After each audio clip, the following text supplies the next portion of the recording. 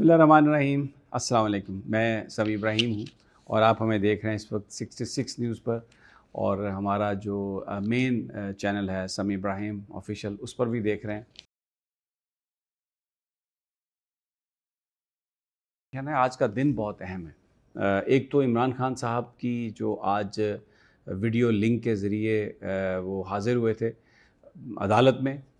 बात उन्होंने कोई नहीं की, लेकिन उनकी प्रेजेंस ने जो वहाँ पे माहौल क्रिएट किया और जिस तरीके से लोगों ने रिएक्ट किया, तो ये बात बिल्कुल आज एस्टेब्लिश हो गई कि एक वाहिद लीडर है पाकिस्तान का।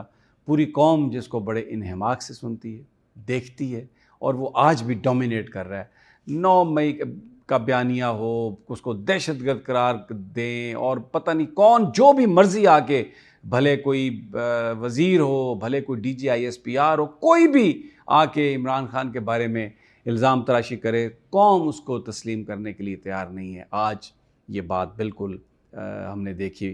थोड़ा सा कुछ अहवाल उसका भी आपको बताएंगे, लेकिन जो सबसे अहम बात हुई है यहाँ पर पाकिस्तान में, मुझे टिकटॉक पर भी मुझे अभी ज्वाइन किया है हमारी जो कम्युनिटी है उन्होंने, तो बात हम वही पाकिस्तान की कर रहे हैं। लेकिन आज एक इंस्टीट्यूशनल रिस्पांस हमें नज़र आया है पाकिस्तान की अदालतों से। 6 जजेस के ख़त ने, जो इस्लामाबाद हाई कोर्ट के मुअज़्ज़ज़ जज, जिसमें उन्होंने बताया कि एग्जेक्टिव के लोग और एजेंसीज़ के लोग उनको आकर इन्फ्लुएंस करते हैं, उनको हरासा करते हैं, और बहुत सारे उन्होंने वाक़यात भी कोट किए और कहा कि हमें बताया जाए कि हम इसके बारे में क्या करें। तो आज हम देख रहे हैं एक इंस्टीट्यूशनल रिस्पांस, बिग रिस्पांस। इस वक्त सुप्रीम कोर्ट ऑफ पाकिस्तान में भी आज जो फैसल वावडा साहब ने कल प्रेस कॉन्फ्रेंस की थी, और उसमें उन्होंने बहुत बुरा भला कहा था। जस्टिस बाबर सत्तार के हवाले से बड़ी हर्जा सराई थी, उसका आज खुद नोटिस, और कल वो अदालत में उनको बुला लिया गया, और बेंच नंबर 1 जस्टिस काजी फाइज़ ईसा साहब की सरबराही में वो इसकी समाअत करेगा। 3 मेंबर ये बेंच है। इसके अलावा हमने ये मामला हुआ इस तरह से कि हुकूमत ने यके बाद दीगरे 4-5 प्रेस कॉन्फ्रेंसेस करवाई।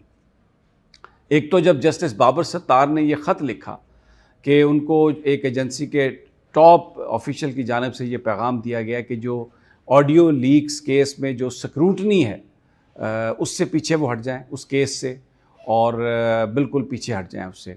लेकिन बाबर सत्तार साहब ने कहा कि उन्होंने इस बात को कोई अहमियत नहीं दी, और ये बात वो चीफ जस्टिस साहब के नोटिस में ला रहे हैं। अब उन्होंने ये चीफ जस्टिस साहब के नोटिस में वो क्यों लाए, मैं आपको ये भी बता देता हूँ। जो जजेस ने, उनकी जो एडमिनिस्ट्रेटिव कमेटी है, सारे जब फुल कोर्ट बैठा इस्लामाबाद हाई कोर्ट का, तो उसमें उन्होंने ये तय किया कि अब अगर किसी तरफ से भी कोई बात हुई तो फौरी तौर पर उसकी इत्तला जो है चीफ जस्टिस साहब को दी जाएगी, और अगर चीफ जस्टिस साहब को इत्तला नहीं दी किसी जज ने और उसको इस ऐसी सूरत हाल का सामना है, तो उस जज के खिलाफ भी कार्रवाई होगी।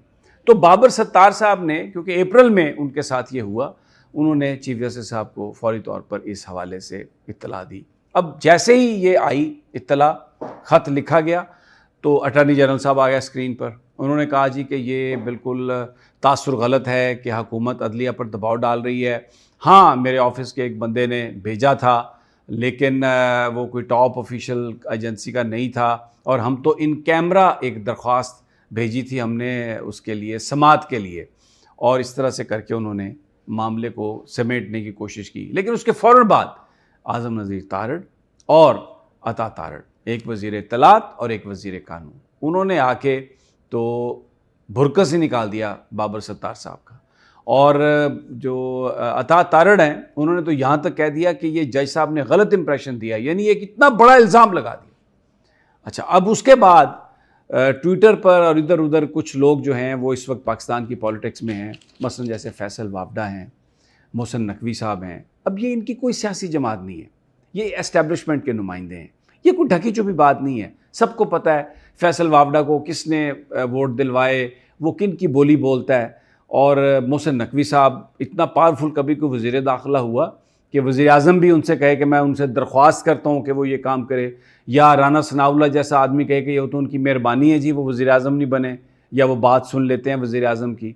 तो ये आपको समझ आ जाती है कि ये लोग ने जो गुफ्तगू की, आज वो जो मुस्तफ़ा कमाल साहब हैं उन्होंने भी वो गुफ्तगू कर दी। तो अब आज जब वीडियो लिंक केस, वो जो नैब तरामीम का केस था, उसमें अतर मिनुल्लाह साहब ने कहा कि अब आप अपनी प्रॉक्सी, अटॉर्नी जनरल साहब से कहा कि अब आप अपनी प्रॉक्सीज़ यानी चमचों से अब आप जजेस के बारे में बात कराएंगे।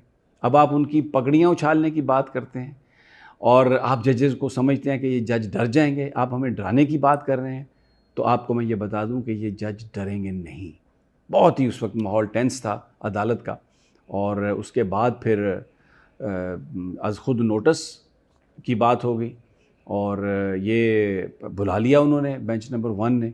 कल 3 बजे 1 बजे कल इसकी समाअत होगी। अब इस वक्त इस्लामाबाद हाई कोर्ट में 2 तौहीन अदालत की कार्रवाइयाँ हो रही हैं।